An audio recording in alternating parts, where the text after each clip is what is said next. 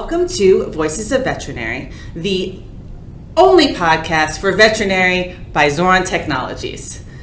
I'm Laura Dennis, Vice President of Sales and Marketing here at Xoran Technologies, and today my guest is... I'm Tory Santasiero. I'm a Veterinary Regional Sales Manager. Here at Xoran. Yes. And what we're doing today is I'm going to ask her 5 questions about all things veterinary that Tory is involved in with us here at Xoran and also in life. So, first question is, what makes you so passionate about working in this field? So, if you as a person were to go to the doctor, you can tell the doctor, this is what's bothering me, this is what's hurting me, I feel sick. Animals can't do that. So, when we bring our pets to the vet, we rely on the veterinarian's expertise, their training, and also the diagnostic tools that they have at their disposal to help us figure out what's going on. Animals can't advocate for themselves, so I really like working in an industry where we can be a part of the group that advocates for them to provide the best care for them. I don't currently have pets. We had pets growing up, and it's a new day where you take your pet in for preventative care. And I feel like I would be that pet mom who would have all of that information. Do you find that you're that That's pet me. mom? Okay. Yes. Okay. 100%. Okay. Second question: what trends are you seeing in hospitals? One of the big trends that we're seeing in hospitals right now is definitely that hospital owners are looking for ways to generate and keep more revenue in their practice. So a huge trend now is that pet owners find that they can get a lot of products online through Chewy or through Amazon, whereas before they were getting their food and their medications through the veterinary practice. So hospital owners are looking for more ways to generate revenue that's only able to be gotten from their hospital itself.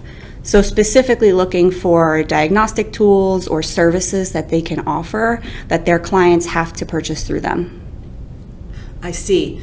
I think that also a lot of the veterinary clinics have felt that they needed to do this in response to their clientele, and yet even if they use a platform within their clinic, they're losing out on revenue from that because part of it's going to the app, or what have you. So I really like this idea of when you have some diagnostic tools like one of our products here, VetCat suite of products, or Vetron, the clinician can charge for that and also get all that diagnostic information.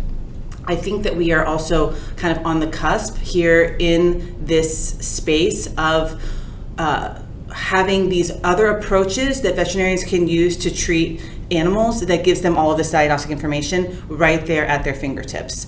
We were just talking to somebody yesterday, and they were like, well, at this place where I studied, we had a full body CT, and then we got that I understand what that means and this and that, but then they understood just in that same sentence that it was a hassle to have to take your sedated or anesthetized animal from point A all the way over to where let's say it was available, right? And then bring your animal back or do another anesthetization on a different day. And all I know is that, my brother-in-law's pit bull, when he's under anesthesia for a day, you don't have you have 2 days afterwards, you're caring for your dog at home. So I think having all these conveniences in the clinic make an impact for the pet, for the parent, and for the ability of the clinician to care for that animal. Yes, 100%, I agree. And I think that that's something that's unique about our products is that they very much fit into the existing workflow of the practice. So hospitals can bring in that additional service without having to physically or drastically change anything about what they're already doing. Agreed. What other trends are you seeing? Another big trend right now for sure is hospitals are very overwhelmed with patients. So this is something that really took off over COVID. We saw a lot of people adopting pets or getting new dogs and cats. And a lot of that is kind of reverberating down through the veterinary industry. Practices are so overwhelmed, they're having to extend their hours. Emergency hospitals are crazy booked out. If you have an emergency for your pet, sometimes you can't even get them in right away to be seen. So that's another big struggle that veterinary practices are facing right now. All I hear are how overworked and understaffed all of these clinics are, from the veterinarian through the tech. It doesn't matter. That's one of my things whenever people say they can't find techs, is I ask them, have you looked to see how much your grocery store and your McDonald's are paying?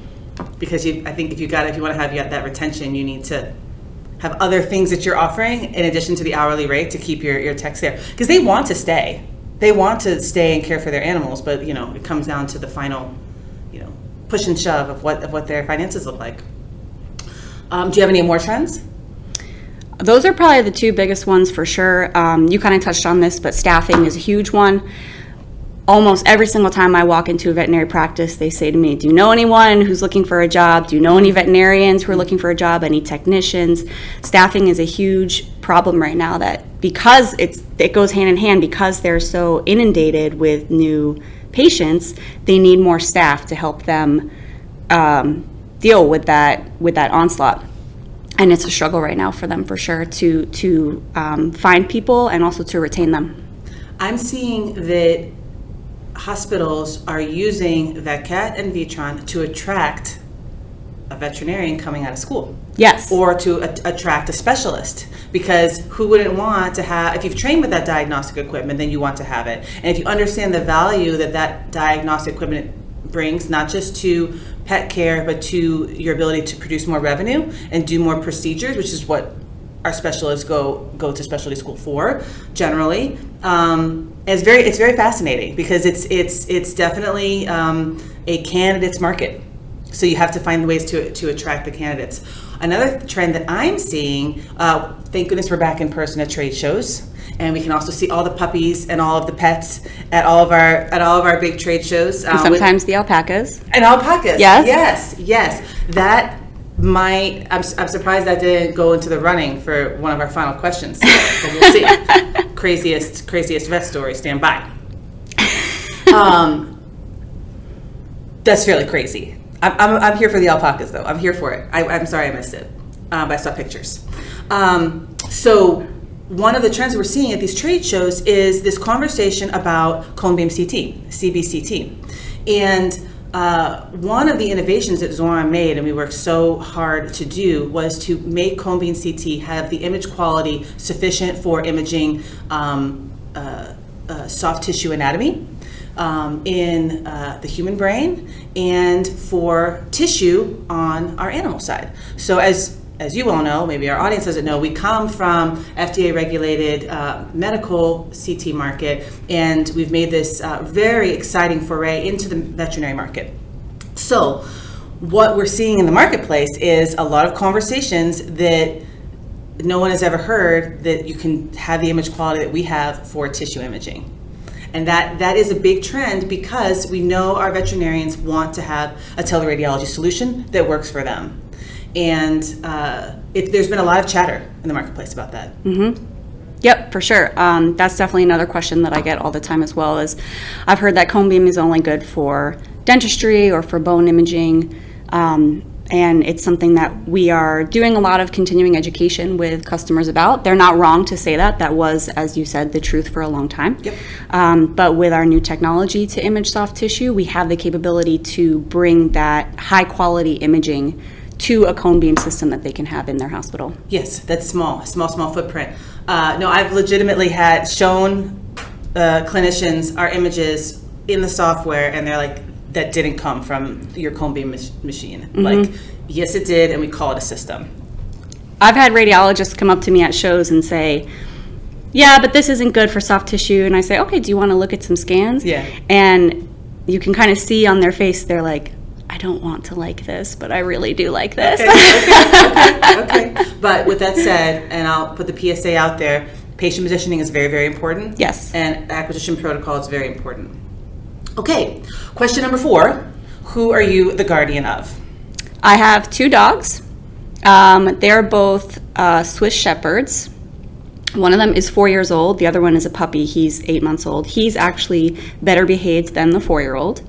So he's the role model for the bigger one. Yes. Oh. She's very shy with people, and he's very friendly. So it's been interesting to see his personality is kind of rubbing off on her, and she kind of follows his lead when we meet people. And what are their names? The puppy is named Nova, and That's a cute name. Yes, and the 4-year-old is Aurora. So we have a celestial theme. Oh, okay. Got it. Okay. And then now tell us your craziest veterinary office story. Well, I will tell the alpaca story because we brought it up earlier. Okay. So I was at New York Vet Conference, which is at the Javits Center in New York City, the center of Manhattan. We're at this big convention center. And I'm walking around the convention floor looking at all the exhibitors. And one of the booths had 2 live alpacas in the booth. They were very comfortable. They had space to kind of walk around. In their enclosure, they had fresh food and water. But they were so cute. Their names were Red and Pancakes. And what was the spit situation? I think that's camels, actually. It seemed to be a spit-free zone. Oh, okay. I thought. Yes. Llamas? Maybe llamas also, Okay, yes. okay. Alpacas, I think, are people-facing friendly. Oh, so perhaps okay. that's why they were chosen. But I was wondering, like, did they get on the elevator to come down here? Like, Right. how did they get? I think so, apparently. And then eventually, when it was time for them to leave, we saw somebody just walking them out of the trade show floor, right in the middle of New York City. Wow. And then, of course, that's like everyday occurrence in New York. So, like, you see alpacas walking around the street. I was going to say, that's not even nearly the weirdest thing that you can see. Not at all. No, not at all. So what was your original craziest veterinary office story? Yes, my craziest story in an office was I was at a meeting with an office manager and a veterinary technician, and we're in the middle of the meeting, we're chatting, and the technician excused herself for a minute. She said, I have to do something, I'll be right back, and she stepped out of the room. And she came back and she had a little baby squirrel that was probably this big, the size of a mouse, Oh my goodness. riding on her shoulder like a parrot would on a pirate's shoulder. Like Ratatouille or something. Yes. And she said, I found this baby, it was abandoned, and I have experience rehabilitating wildlife, so she was just taking care of it until it was old enough to be re-released into the wild. That is crazy. I didn't know that you could. I guess she knows what she's doing to re-release. Yes, she did make it very clear. She's done a lot of research on it, and she has done it before. Wow. But it was cute. And what was its non-wildlife name? I don't think she had named it for that specific reason, to not get attached. Got it. Well, there you go. 5 questions for Tory Santasiero on our Voices of Veterinary podcast. I'm Laura Dennis. And I'm Tory Santasiero. And we'll see you on the other side.